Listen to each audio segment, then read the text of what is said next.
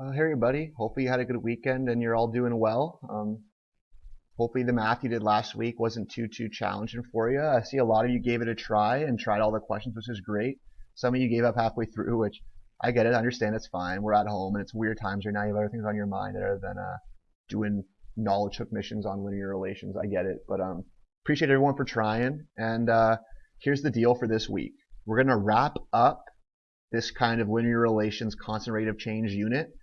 And we're going to start moving on to new stuff we haven't exactly done yet. So in this 15-minute video, I'm going to go over the main ideas that we covered in this unit, go over some examples of things, and then I'm going to go over to the culminating activity you guys are going to have to do for me.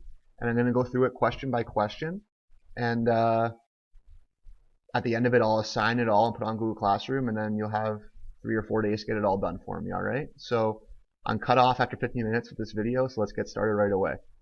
When we started off looking at linear relations, we had patterns like this, where it was number of tiles equals position number times whatever.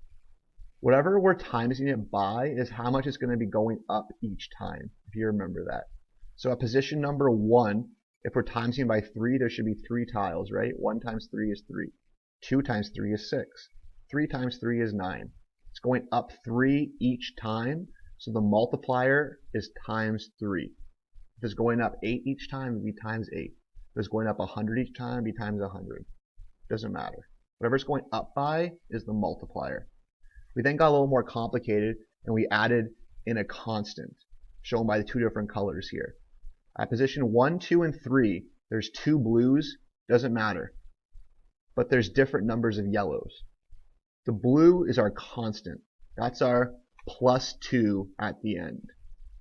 What's going to change is our yellows. There's 3 yellows here, 6 yellows here, and 9 yellows here.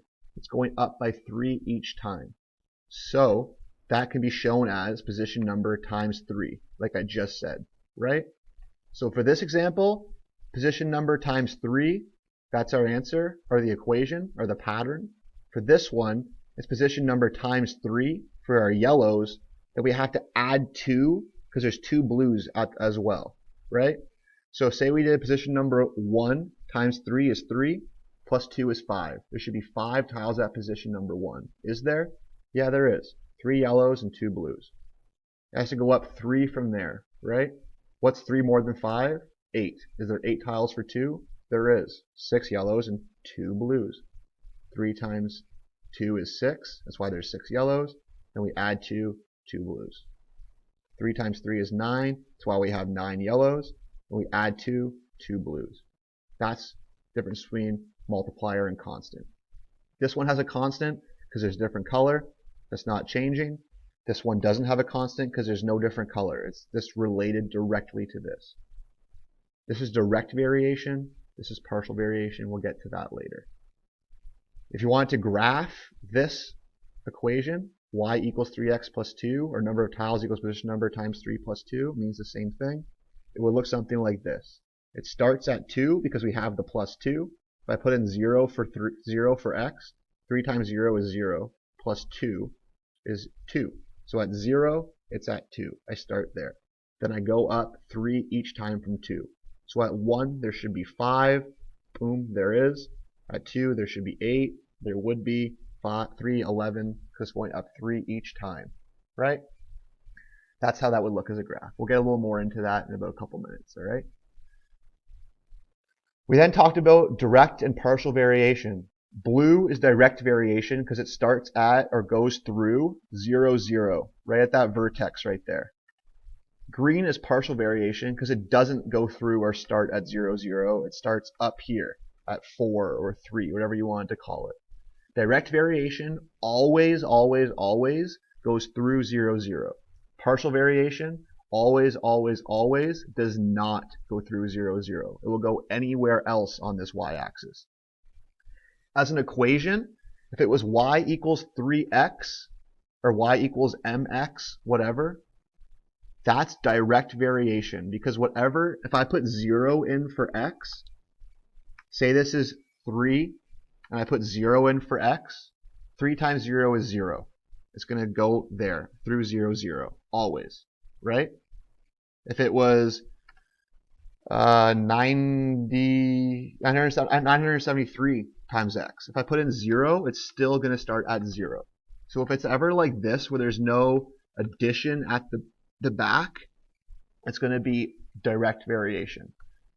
Once I start adding a plus 5 or a minus 3 or a plus 67, that's when it's going to turn into partial variation, because if I put in 0 for x, it's going to be 0 plus 67. So the graph at 0 would start at way up here at 67, not at 0. So if there's no constant added to the back, direct variation. If there is, partial variation. Remember that. Okay? Moving on, we then looked at lines like this in graphs and talked about what it tells us how it's changing. If it's a straight line like this, it's constant rate of change, right? It's going up by the same amount each time, so the line is straight. This example, the line curves. It starts off by going up really fast, and as it goes up, it starts narrowing or becoming less steep, so it's not going up as fast anymore, right? Curved lines like this are rates of change that are not constant. Like this, they're constant. If they're curved, they're not. And if they go straight across like that, there's no change at all. You're staying the same. So remember, like this, constant rate of change. If it curves, not constant. If it's right across horizontal, no change at all. The steeper the line is, the faster something is changing. So for example, right here, it starts off going really steep, right? So it's changing really fast. As it starts to kind of go a little more horizontal here, it's not as steep, it's changing slower. So remember that. Steeper the line, the bigger the multiplier, the faster something's changing. So if it was position number times 6 and position number times 2, the times 6 will have a steeper line than the times 2 because it's changing faster. It's going up by 6 each time instead of up by 2. So it's a steeper line. The faster something's changing, the steeper the line's going to be. That's important to remember as well. All right? Using that, then, we could make a story based on graphs. So say, for example, I could talk about this as a story. I could say, I start at home and I start sprinting away from my house really, really fast. And as I get tired, I start slowing down and I eventually just start to walk. Right? You could turn that into a story if you wanted to. We'll get to that a little bit later, all right? Probably the most complicated part is this one right here. Looking at graphs and trying to come up with the equation or the pattern rule just by looking at it. So to do that, you're going to need to use this document right here and this document right here, which are both on Google Classroom, okay? They're both up there for you to click on and use and look at to help remind you what you have to do. Let's go through 2 examples together. So looking at this one right here, we have to first find out the rise. How do we find out the rise? Looking back at this document, the rise is y2 minus y1. What's y2? What's y1? y2 is the ending height. y1 is the starting height. So let's do that together. What's the ending height? y2, in this example, it's 1,000. It ends here. Where does it start? 0. So y2 minus y1, or 1,000 minus 0. 1,000 minus 0, that's easy math. That's 1,000. So we put 1,000 in for the rise, like I did right here. The run, that's the same as x2 minus x1. All right, let's do that. x2 is where it ends. Where does it end? It ends at 15. Or 8, sorry. It ends at 8. Where does it start? 0. So 8 minus 0 is 8. Put that in for the run. This sheet then tells us the rate of change is equal to this, the rise, divided by the run. 1,000 divided by 8 is 125. So our rate of change is 125. Our initial value, that's asking where the graph starts. Where does it start? Well, it starts right here at 0. Okay? We'll then go to this note. M, that's our multiplier. That's the same thing as the rate of change. Multiplier, rate of change, same thing. So it's going to start off y equals, like it always does, y equals, rate of change is our multiplier, rate of change is 125, multiplier is 125, times x, like we always do, and then we're going to add our constant or our initial value to the end. In the example we just did, what's our initial value? Well, it's 0. So we could add 0, or you can just leave it like that, because it doesn't make a difference. It's the same thing, right? So our equation for this line is 125x. Y equals 125x. If I put in 0 for x, 0 times 125 is 0. 0 should be at 0, is it? Yeah, it is. If I put in 1, 1 times 125 is 125. So at 1 it should be at 125, is it? Yes. At 2 it should be at 250. Yep. And it goes up 125 each time.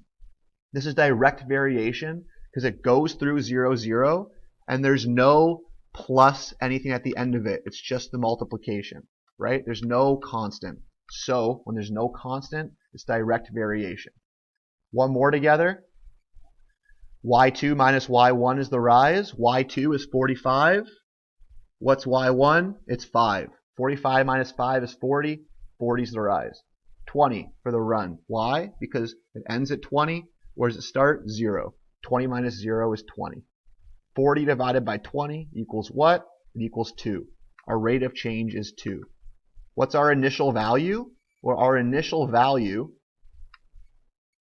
is where it starts. Does it start at? 5, right? Not 0 this time, 5. 5.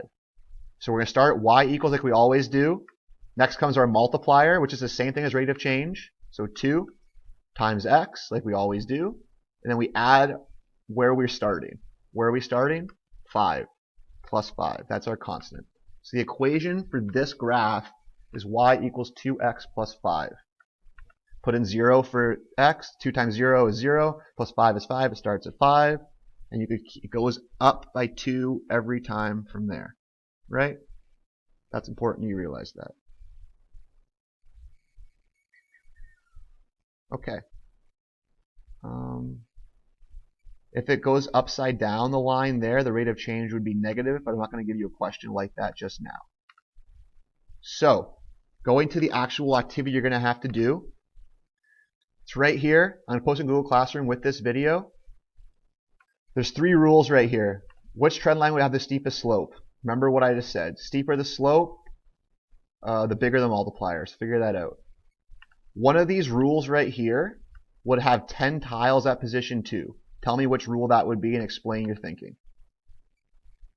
Use this equation to answer questions A, B, and C. When I ask for the relationship between the multiplier and the number of people going to the game, how much is it going to go up? How much is the price going to go up depending on how many people go? Explain that to me.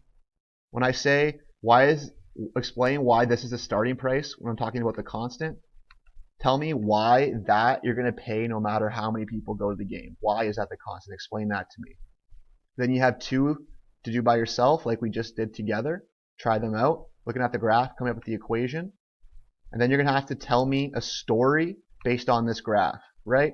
So no change at all, constant change, no change, decrease. Write me a story based on this graph. We practiced that before in class too. I'm running out of time with this video, so I'm just going to wrap it up with this. I've had a couple people reach out to me last week to go over stuff together one-on-one. We use this Meets link. Email me if you have any problems at all, and we'll go over things together. I'm free to do that. I'm here to help any way that I can. Try your best. This is going to be due end of the day on Thursday, and we're going to start new topics either Friday or next week sometime. So watch this video, get this done. Let me know if you have any questions at all. Please let me know. Just email me. I'm here to help. And good luck. I'll talk to you guys soon. Stay happy, stay healthy, alright? Miss you guys.